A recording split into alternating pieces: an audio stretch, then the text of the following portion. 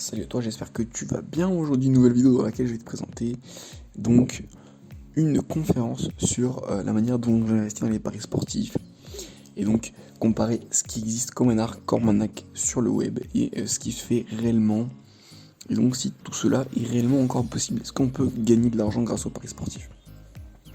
Alors je vais commencer avec des chiffres simples. Il faut savoir que 97% des parieurs sont perdants. Donc il y a de très fortes chances que tu sois dans cette grande partie. Et donc 3% sont gagnants. Donc je vais essayer de retracer un peu toutes les étapes par lesquelles je suis passé, par lesquelles toi aussi tu vas devoir passer, pour passer ce cap et devenir parieur, investisseur gagnant sur le long terme, bien sûr. Donc oui, comme je viens de le dire, il faut voir les paris sportifs comme un investissement. Il ne faut pas que tu te dises qu'il faut absolument que je gagne le prochain pari qui arrive. Il faut voir sur le long terme et tester des stratégies qui sont rentables sur le long terme. C'est-à-dire que peu importe si tu fais 5, 6, 7, 8 ou 9 ou encore 10 paris perdants d'affilée, eh bien tu dois encore être prêt et encore solide sur tes appuis pour suivre ta stratégie, car tu sais qu'elle est pertinemment rentable sur le long terme. Voilà, il faut vraiment réussir à s'extirper, à sortir de cette idéologie que tous les parieurs ont donc naturellement à leur début. Donc ça, c'est vraiment lié au pari sportif de base, où on dit voilà, je suppose que telle équipe va gagner, on fait des suppositions par-ci par-là, et surtout on espère gagner gros. Or, quand on n'a pas une stratégie d'investissement, eh bien c'est très très compliqué d'être rentable. C'est pourquoi il faut vraiment avoir une stratégie que vous avez testée avec des critères précis, que vous avez donc un historique pendant lequel vous avez joué à blanc, vous n'avez pas dépensé d'argent, et ensuite donc au bout de 200, 300, 400 paris, le maximum de paris que vous pouvez donc vous fixer sur sa stratégie si elle est donc gagnante ou perdante. Et ensuite donc, une fois que vous avez fait ce constat-là, vous pouvez partir sur des mises réelles, toujours donc en fonction de son capital. Donc la gestion du capital, c'est primordial également pour être rentable dans les paris sportifs. Je conseille, donc en général les paris professionnels conseillent de ne pas dépasser les 3% de mise, 2 voire 3% de mise, pour donc gérer le risque et être rentable sur le long terme, et pour surtout encaisser les séries de pertes. Donc oui, on va parler également de la rentabilité et de la value liée aux cotes. Il faut savoir que les cotes, c'est notre outil de travail. Sans les cotes, on ne fait rien. C'est pourquoi choisir les meilleures cotes, c'est s'assurer une rentabilité sur le long terme. Donc pour accéder aux meilleures cotes, j'ai des vidéos à ce sujet sur ma chaîne, n'hésitez pas à aller les voir, notamment pour accéder à un courtier qui s'appelle Asian Connect, qui me permet d'accéder aux meilleurs bookmakers du monde, Betting Exchange, donc la plateforme miroir de betfair.com, le plus gros betting exchange au monde. Donc sa plateforme miroir qui est Orbitix, et également le bookmaker Pinacle, PS3838. Ensuite, point clé, réussir à s'entourer des bonnes personnes, des personnes qui ont déjà franchi le cap et qui sont actuellement rentables grâce aux paris sportifs. Donc je pense premièrement à moi, ça fait déjà 6 mois que je réussis à être rentable dans les paris sportifs. C'est pourquoi en me suivant, vous allez pouvoir prendre les bonnes habitudes et à votre tour passer dans le vert. Donc voilà, entourez-vous des bonnes personnes, détachez-vous des personnes qui font des paris sportifs pour le plaisir, car sinon vous allez être tenté de faire comme eux, de claquer des grosses sommes pour espérer des gros gains, chose qui est impossible, du moins sur le long terme. Si vous n'avez pas de stratégie, bien sûr. Ensuite, donc la psychologie du parieur investisseur, j'en ai déjà parlé un peu au préalable. C'est donc le fait qu'il faut voir long terme. Bien sûr avec une stratégie qui fonctionne, mais voir toujours long terme. Pas penser au pari qui vient de se passer ou au prochain pari, mais vraiment voir l'année prochaine, dans 2 ans, le rendement que la stratégie peut apporter. Ensuite, donc, quels sont les gains qu'on peut espérer avec une stratégie gagnante? Eh bien, la réponse est que ça dépend. Il existe plusieurs stratégies avec différents rendements. Alors voici l'exemple d'une de mes stratégies, la stratégie BTDS, en anglais Both Team to Score, en français les deux équipes marquent. Donc cette stratégie qui a un bilan sur 300 paris, ce qui est très peu, je vous l'avoue. Ça fait donc 3-4 mois que j'ai commencé cette stratégie, et seulement 1 mois que je la fais en mise réelle. Donc là vous voyez les mises réelles et les mises à blanc qui sont combinées. Donc il faut savoir qu'elle propose un rendement de 16,5%, c'est-à-dire qu'à chaque mise que vous allez faire, vous allez avoir en retour, donc toujours en mise fixe, Je parle bien en mise fixe, donc 1%, 2% ou 3%, à vous de choisir. Mais du coup, en mise fixe, là je me base sur ma mise fixe de 1%.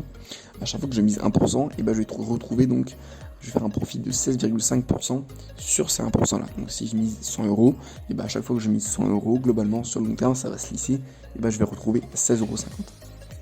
La cote moyenne est de 1,85, ce qui nous laisse penser donc le taux de réussite que la stratégie sous-entend. En l'occurrence, je ne le vois pas car c'est caché. 82, 62%, 82%. Bref, je ne vois pas, vous devez sûrement le voir, mais en tout cas c'est caché et je l'ai pas de tête. Bref, vous avez le taux de réussite qui est juste ici. Et donc en dessous, je vous ai mis le petit graphique qui décrit l'évolution. On voit donc la courbe croissante qui se lisse. Donc on pourrait limite tracer une courbe en plein milieu pour tracer la moyenne des gains. Donc on voit que le rendement annuel sur 100 paris se trouve environ à 15%. Donc tous les 100 paris, vous atteignez 15% de rendement. Et forcément, plus vous faites de volume, plus vous faites de rendement. Bien sûr, vous allez forcément voir de la variance. Là, on voit que sur le graphique, j'ai quelques périodes fast, donc, où je perds beaucoup d'argent, et des périodes où je rattrape mes gains. Voilà, c'est tout l'enjeu d'une stratégie gagnante sur le long terme. Donc, pour une stratégie gagnante, il faut bien sûr des critères de sélection précis et donc testés. Et le fait justement d'avoir une période de test permet du coup d'affiner les critères de sélection, des cotes et des paris et des matchs du coup, et des équipes. Donc vraiment avoir un aspect global de cela va vous permettre de créer une stratégie gagnante. Ensuite, le fait aussi, une fois qu'on a une stratégie, arriver à automatiser le travail d'analyse qui peut être fastidieux sur le long terme. Du coup, passer par des scripts ou bien donc des logiciels qui vous permettent de faire le travail à votre place et donc vous mâchez 80% du travail. Parce que bien sûr, les 20% restants, ce sera forcément de placer vos paris sur les bookmakers qui est difficilement automatisable. Même si certains parieurs pro y arrivent. Voilà. Donc au début, je vous conseille quand même de placer vos paris tout seul. Et après, plus tard, je pense que ça mérite. Donc moi, je suis pas personnellement encore à ce stade-là, mais à réussir à automatiser le placement de paris. Voilà. Donc pour également vous faire gagner du temps.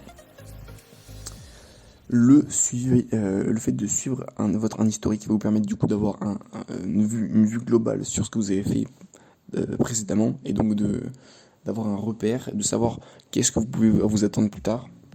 C'est très important également pour savoir ce qui a marché et pour vous remettre en question si vous traversez un bad run, plusieurs paris perdants d'affilée, toujours vérifier si vous êtes toujours en accord avec vos stratégies, si vous n'avez pas dévié. Donc voilà, la remise en question est au cœur des paris sportifs. Voilà, si vous savez vous remettre en question, vous avez de très grandes chances de finir par devenir parieur gagnant. Voilà, donc un outil important pour suivre les cotes.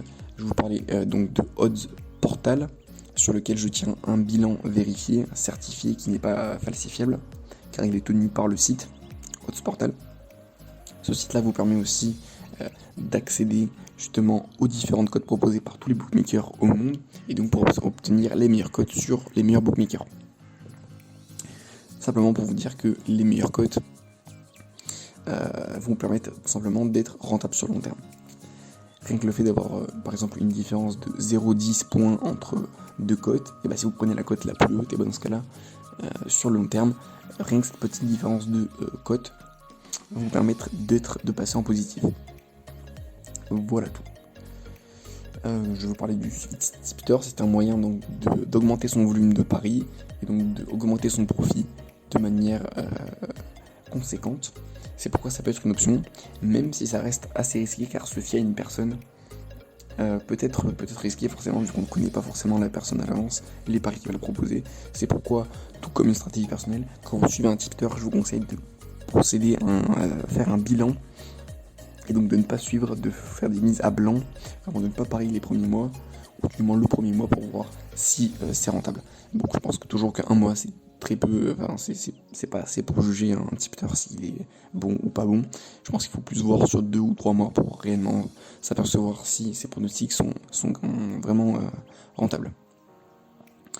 Voilà, donc ça c'est ma page Odds Portal que j'ai commencé donc en début du mois. J'ai actuellement 60 pronostics avec 27,29 victoires et 23 pertes. j'ai un rendement donc de 4,29% et un ROI de 7,3%.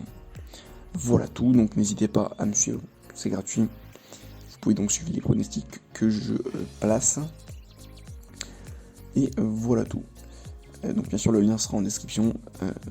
C'était tout pour moi, j'espère que la vidéo vous aura plu. En tout cas si vous avez des questions, n'hésitez pas à m'en faire part en commentaire, également des idées de vidéos pour aborder certains sujets qui pourraient vous tenir à cœur. Voilà tout, je vous remercie et à une prochaine pour une prochaine vidéo.